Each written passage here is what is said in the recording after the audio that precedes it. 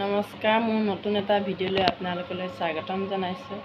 আমাৰ গাঁৱত আজি পানী তোলা সভা, তালৈকে যাবলৈ ওলাইছোঁ। নগ'লে নহ'ব, কাৰণ গাঁৱতে ওচৰৰ নামঘৰত তালৈকে যাওঁ আৰু চাই থাকক ভিডিঅ'টো আগলৈ। কি হয় কি নহয় আপোনালোকক দেখুৱাই থাকিম, চাই থাকক ভিডিঅ'টো। এয়া আমাৰ কনিষ্ঠাও ওলাইছে নামঘৰলৈ বুলি।